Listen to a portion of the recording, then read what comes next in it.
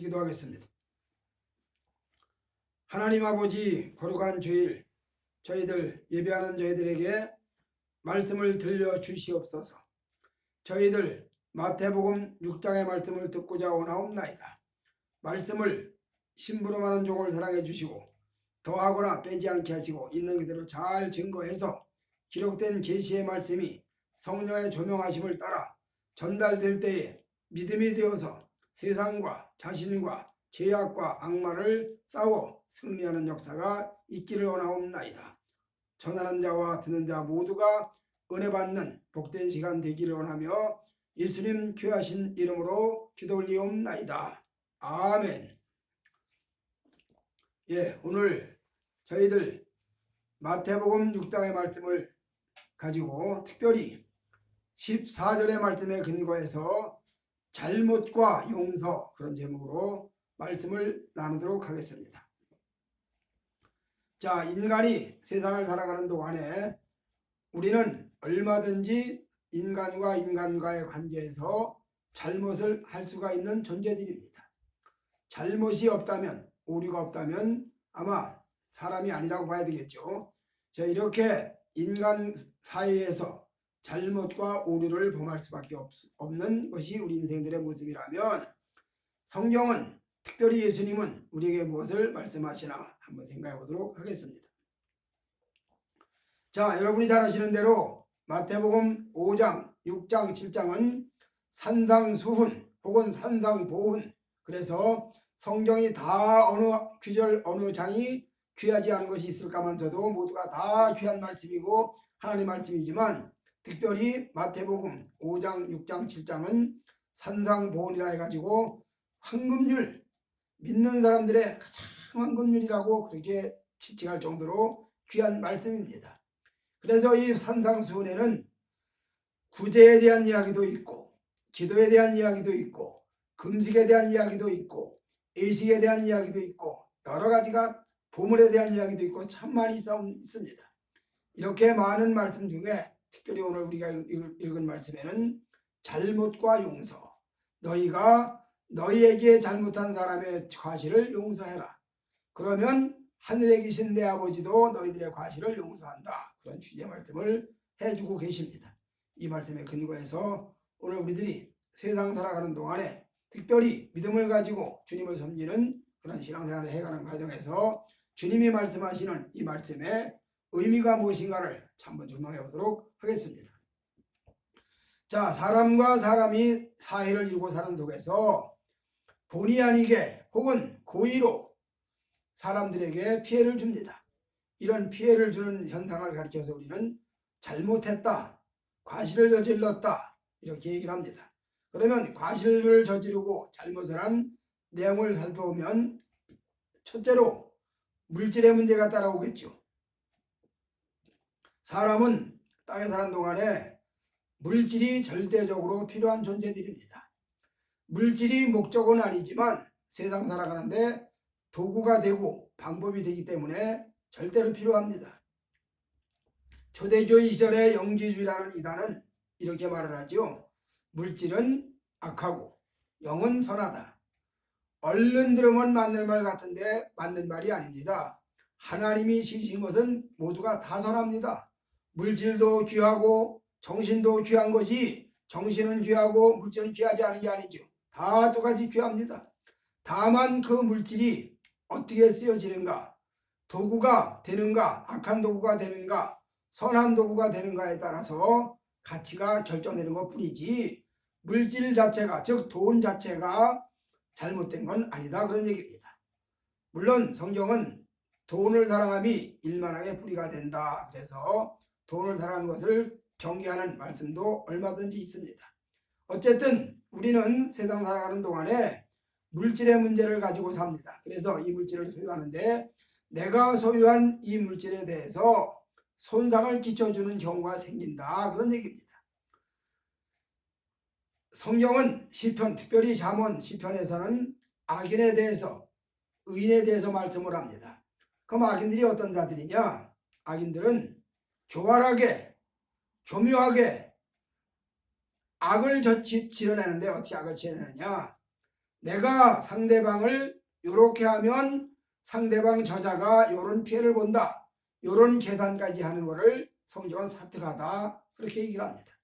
사특한 죄를 짓는다. 그래서 악인이 의인을 잡으려고 의인의 앞에다가 올무를 놓고 함정을 파고 그물을 치는 경우가 얼마든지 있다고 성경은 이야기합니다. 그러나 여기서 말하는 중요한 키포인트는 악인이 설령 의인을 잡으려고 함정을 파고 그물을 치고 덫을 놓아서 결박을 묶어놓고 그렇게 해도 의인은 거기에 걸려 넘어지지 아니하고 오히려 거꾸로 그렇게 하려고 하는 자들이 거기에 걸려 넘어진다. 그렇게 이야기를 합니다.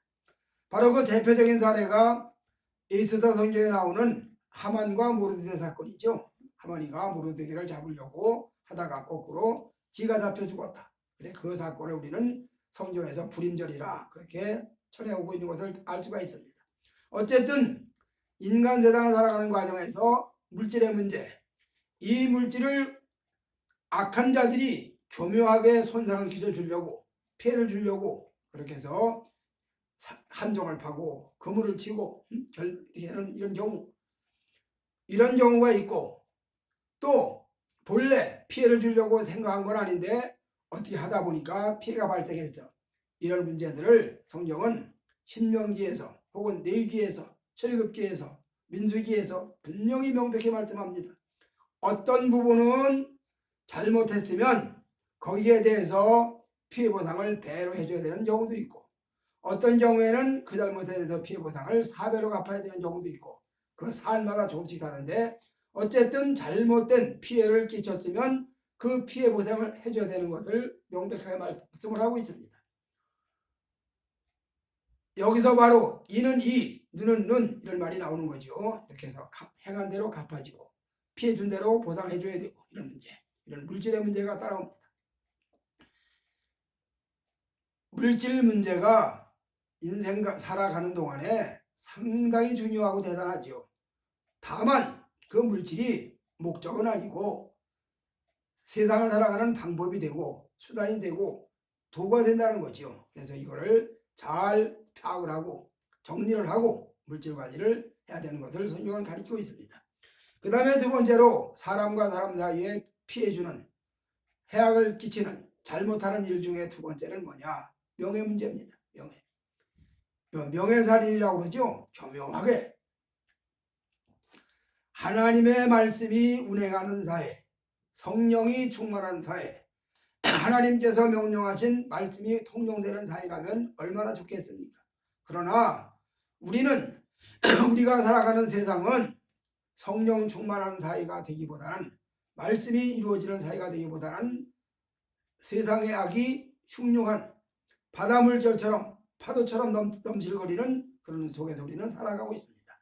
바로 이런 속에서 상대방을 피해 주려고 상대방을 괴롭히려고 더 나아가서 상대방을 죽이려고 덤벼드는 그런 사례가 얼마든지 많이 있습니다. 이런 경우를 우리는 명예살인이다 그렇게 얘기를 합니다.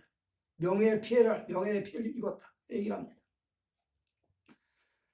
본인이 잘못해서 본인이 어떤 악을 저질러서 본인이 실수해서 명예의 실추를 가져온 거야. 뭐 그건 어떻게 할 수가 없는 거죠. 그건 본인이 회개하고 반성해야 되겠죠. 그러나 상대방이 교묘하게 악을 행해서 모함을 해서 누명을 씌워서 그렇게 악을 저지른 것처럼 몰아가는 경우가 세상에는 얼마든지 많이 있습니다. 오래전에 영락교회를 담임하던 박조선 목사님이 출국을 하다가 달러를 구두 밑에다가 감추고 하다가 들켰다, 걸렸다, 적발됐다. 그래서 온 나라가 자 영락교회 박조선 목사님 하면 개신교의 얼굴이라고 해도 과언이 아닌 그런 교회 목사님을 애와 밀반출한 것처럼 몰아가지고 결국 그분이 법에 저촉을 받고 그로 인해서 상당히 많은 곤욕을 치릅니다. 무슨 얘기냐? 나중에 들려오는 얘기가 정권이 박조선 목사님께서 고분고분하지 않다 해서 한 번 손봐줘 그래가지고 그에게 그런 누명을 씌워가지고 고통을 줬다. 그런 것이 훗날 밝혀졌습니다. 이런 걸 우리는 모함이라고 그러죠. 누명이라고 그러죠. 자, 이렇게 누명을 씌워가지고 모함을 해가지고 상대방의 명예를 손상시키는 행위, 여기에 대해서도 성경은 명백하게 말씀을 합니다. 명예를 손상시키지 마라. 상대방의 명예를 모함하지 마라. 상대방의 명예를 훼손시키지 마라. 그래 말합니다. 그 사람이 명예를 얻기 위해서는 어느 날 갑자기 얻어진 게 아니고 오랜 긴 세월 동안 쌓아올리고 쌓아올려서 그렇게 이뤄낸 거거든요.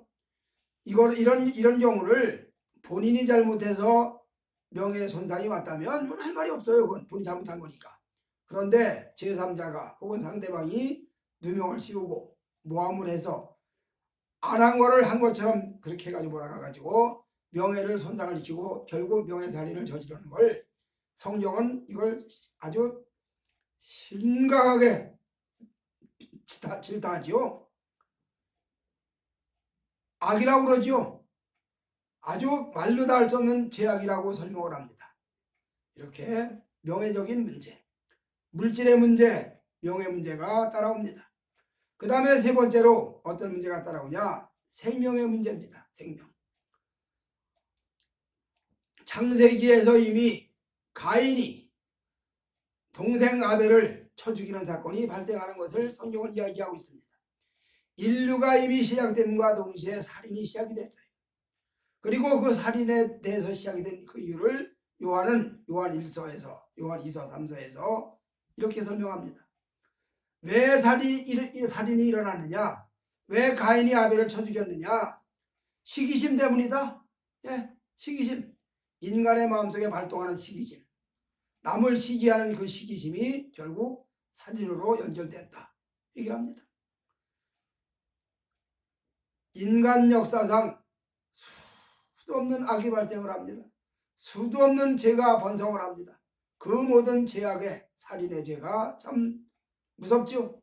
이런 살인의 죄가 생명을 해치는 이런 살인의 죄가 만연합니다.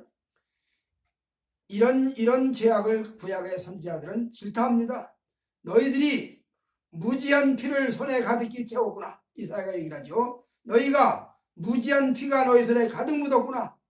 그래놓고 무지한 피를 너희 손에 가득 묻히고 그 손을 가지고 나의 전에 와서 제사를 드리고 제물을 드리느냐?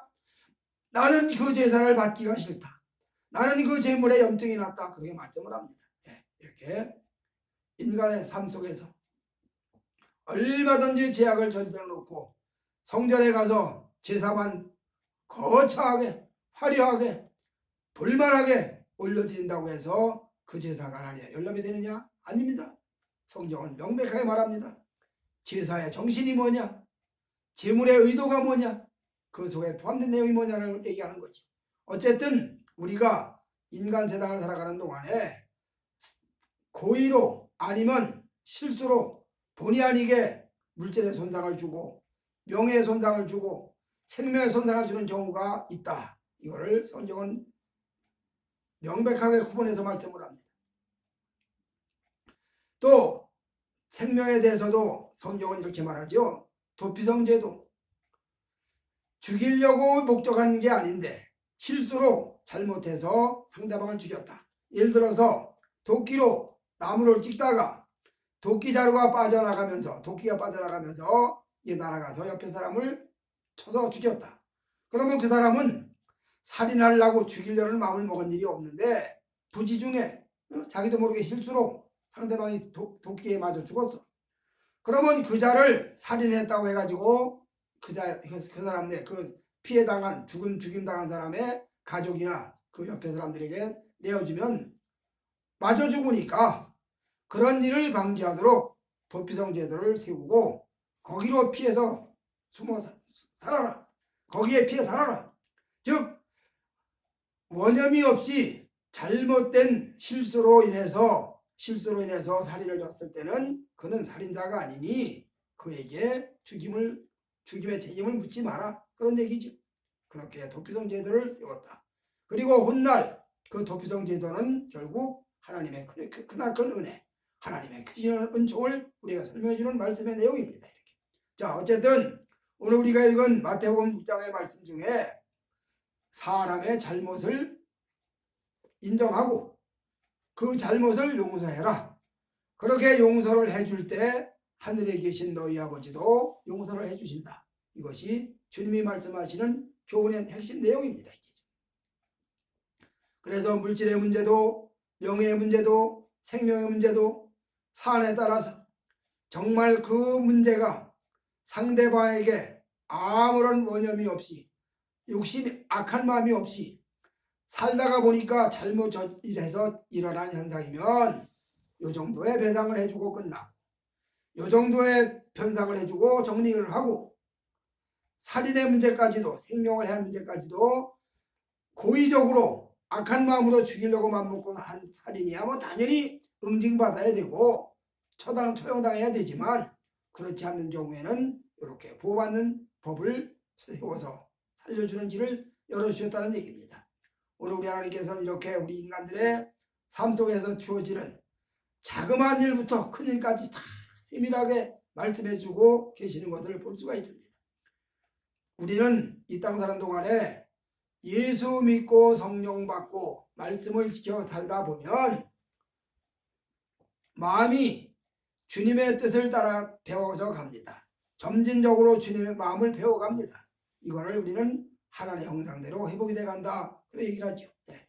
하나님의 형상대로 회복돼 가는 사람은 결국 성경이 가리키는 대로 남에게 손상을 주는 일이 있긴 있다 할지라도 점점 줄어들겠죠. 점점 약해지겠죠. 그래서 마지막에는 상대방에게 손상을 주는 자가 아니라 오히려 상대방에게 유익을 주는 자로 바꿔지는 거죠. 골로새서 성경에서는 이렇게 말합니다. 너희가 흑암 권세에 잡혀 있어서 흑암 권세에 잡혀 있으면 너희의 총명이 어두워지고 너희의 명철이 깜깜해지고 그러다 보니까 거기서 무지가 나오고 우둔이 나오고 잘못이 오류가 나온다. 그러다 보니까 우둔하고 우매하고 무지하다 보니까 하는 일마다 하는 말마다 말도 안 되는 참 막 억지 소리를 하고 할 수밖에 없는 거지. 반대로 명철해지고 총명해지면 말 한마디도 똑바른 얘기를 하죠. 반듯한 얘기를 합니다. 이걸 시편에는 의인의 입은 지혜를 말하고 지혜를 말하는 거죠. 그러나 악인의 입에서는 무지가 나오고 우매가 나옵니다. 이걸 전도서에서는 우매자의 소리가 나느니라 그렇게 설명을 합니다. 예수 믿고 예수를 구주로 믿고 따라가는 성도들은 삶 속에서 하나님 관계, 대신 관계가 분명해집니다. 대인 관계, 사람과의 관계가 분명해집니다. 이러면서 대인 관계도 정확하게 분명해지고 대신 관계도 확실하게 정립되고 이러면서 사방 관계 어디를 둘러봐도 잘못된 것이 없는 누가 봐도 과연 믿음의 사람은 의를 행하고 사는구나 이렇게 되는 겁니다. 여러분들이 잘 아시는 대로 동방의 거부 욥이 그가 재난을 만나고 재앙을 만났을 때 친구들이 찾아와서 변론합니다. 자, 네가 이런 재앙을 만나는 거 보니 너 분명히 우리가 알지 못하는 순전한 죄가 있다. 너 이런 재앙을 당하는 거 보니 재난을 당하는 거 보니 너 남들이 알지 못하는 악을 행한 것이 있지 않겠느냐. 그러니 그거 토설해내고 하나님과 관계를 바로 가져라. 그때 욥이가 이렇게 말합니다. 내가 언제 이런 일을 했더냐. 내가 언제 남의 아내에게 눈치를 주었더냐. 내가 언제 벗은 자를 보고 입혀보내지 않았더냐. 내가 언제 길거리 자는 자를 내버려 두고 집으로 받아들이지 않았느냐. 나 그렇게 한 일 없다. 단 내가 이렇게 이런 재난을 당하는 이유는 나도 뭔지는 확실히 모르지만 전능자가 나를 치시는 것밖에는 난 생각할 수가 없다. 그렇게 고백을 합니다. 결국 그 변론이 다 끝난 다음에 여호와 하나님께서 등장하셔가지고 욥의 완전함을 증명해 주십니다. 입증되는 거죠. 무슨 얘기냐? 하나님 말씀대로 정확하게 따라 살다 보면 이웃에게 유익을 주고 이웃에게 도움을 주면 좋지 이웃에게 해를 끼친 일은 없다 그런 얘기입니다.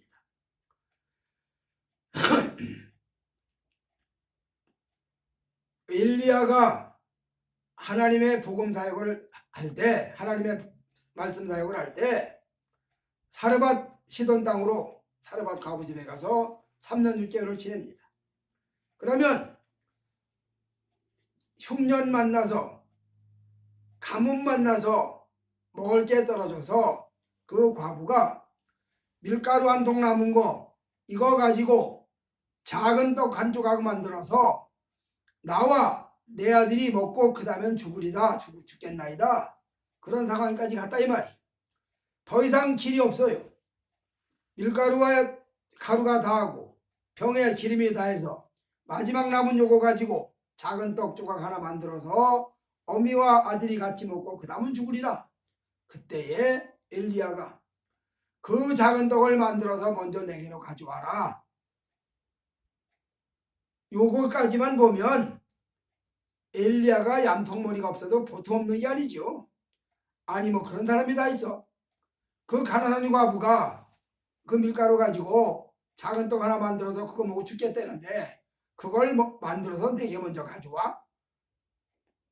그러나 하나님의 말씀과 연결된 엘리야는 그걸로 끝나는 게 아니라 그로 인해서 결국 그 과부는 3년 6개월이라는 기근 시에 가뭄 시에 엘리야와 함께 살면서 밀가루통에 밀가루가 마르지 아니하고 기름병에 기름이 마르지 아니했다. 이건 뭘 말하는 거냐? 인간의 모든 행복이, 인간의 모든 풍요가, 인간의 모든 번영이 사람의 손에 있는 것이 아니고 하나님의 손에 있다는 것을 시사하는 거죠.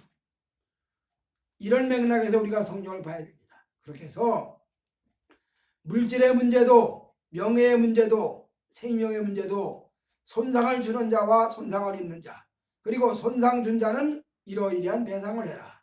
손상 받은 자는 이러이러한 배상을 받아라. 네, 이렇게 말씀을 합니다. 그리고 마지막에 생명의 손상을 준 자까지도 말씀을 하면서, 그리고 그것은 어디까지 연결되느냐? 우리가 믿는 구주 예수님은 잘 아시는 대로 죄를 가지고 태어나신 분이 아닙니다. 인간 절차를 하나님이 무시하지 아니하시려고 얼마든지 백마 타고 장군의 신분으로 천군만마를 호령하면서 천군 천사를 옹이하고 이 땅에 강림할 수도 있어요. 그럼에도 불구하고 그분은 마리아의 몸에서 잉태된 과정부터 시작을 해가지고 그렇게 해서 인간 절차를 다 밟아서 세상에 태어나셔가지고 또 성장 과정까지 거쳐가지고 드디어 30세가 됐을 때 요단가에 가서 세례를 받으시고 3년 동안 한 천국 복음 사역을 천국 말씀을 외치시다가 십자가 달려 돌아가셨어. 그러면 그때 당시 예수를 십자가에 못 따라 죽인 죄는 민중 선동한 죄, 폭동 일어날까봐, 나라 망할까봐, 그래서 그리고 신성모독, 하나님 말씀을 야훼 하나님을 아버지라고 부르는 신성모독한 죄로 그렇게 해서 결국 처형을 했습니다.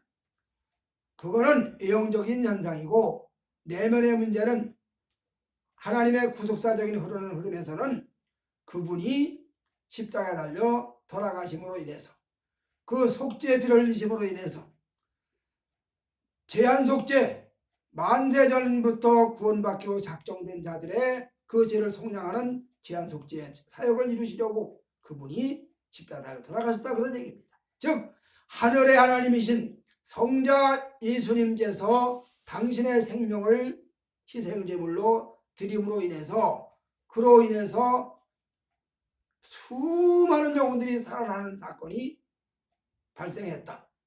이걸 이사야 53장은 아주 정확하게 예언하고 있습니다. 오늘 주님은 왜 용서를 말씀하셨나? 본인 자신이 죄는 인간들이 다 저질러 놓고 선악과는 아담이 먹고 그로 인해서 모두가 다 죽음으로 갔는데, 즉 아담이 저질렀으니까 당연히 아담이 그 벌을 받아야 되지 않겠어요? 그런데 아담은 죄는 저질 수 있었지만 그 다음에 이런 해낼 능력이 없어요. 그 다음에 구원을 이룰 방법이 없어. 무능해. 그런 아담을 대신해서 예수께서 둘째 아담이 되어서 오셔가지고 자신이 자신의 생명을 용서의 제물로 내놓았다. 용서했다, 그런 얘기입니다. 바로 오늘 우리가 읽은 말씀 중에 너희가 너희에게 죄 지은 자를 용서하지 아니하시면 하늘에 계신 내 아버지도 용서하지 못한다는 이 내용 속에는 바로 이런 엄청난 구속의 진리가 포함되어 있는 겁니다. 아무쪼록 우리는 이 땅 사는 동안에 주님 나라로 옮겨간 다음에야 물질의 문제도 명예 문제도 그렇게 중요하지 않고 오직 생명 문제만 빛나겠지만, 이 땅 사는 동안에는 물질의 문제도 소중합니다.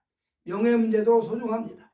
더 나아가 생명 문제는 더더욱이 소중합니다. 그래서 우리 생명은 천하보다 귀한 영혼이다. 그렇게 주님 말씀하신 대로 이 귀한 영혼을 주님이 대속의 죽음을 죽으심으로 말미암아 속량받았다. 즉 영생의 길이 열렸다. 이런 은혜를 생각하면 오늘 우리가 읽은 마태복음 6장의 말씀에 너에게 죄 지은 자를 용서하라. 너에게 잘못한 자를 용서해 줘라. 그래야 너희 아버지 하늘 아버지도 너희 죄를 용서한다. 참으로 귀하고 놀라운 진리의 말씀이 아닐 수가 없습니다. 아무쪼록 우리 성도 여러분들, 주님이 말씀하시는 이 말씀의 의미를 잘 파악을 하시고 우리에게 죄 지은 자를 우리가 용서함 같이 우리의 죄를 용서하여 주옵시고 이 원리를 잘 파악을 하시고 이 말씀의 삶을 잘 따라 살아가셔서 하나님 앞에 사람 앞에 인정되고 연락되고 용납되는 복 있는 인생 여정이 되어지시기를, 믿음의 길이 되어지시기를 주의 이름으로 축복해 드립니다. 아멘. 기도하시겠습니다. 사랑하시는 하나님 아버지, 감사드리옵나이다. 우리 인생들은 세상 사는 동안에 상대방을 향해서 얼마든지 잘못할 수 있사옵나이다. 물질의 손상도 주고 명예의 손상도 끼치고 생명의 손상까지 줄 경우도 많이 있사옵나이다. 그러나 이 모든 일들을 말씀하시면서 그 모든 잘못을, 허물을 용서하라고 가르치시고, 그리고 이렇게 용서하면 하늘에 계신 내 아버지도 너희들을 용서하신다고 말씀하신 것을 기억하고 아멘으로 받아들이옵나이다. 주여, 이 말씀에 저희들 깊은 은혜 속에 잠겨들게 하시옵소서. 예수님 귀하신 이름으로 기도 올리옵나이다. 아멘.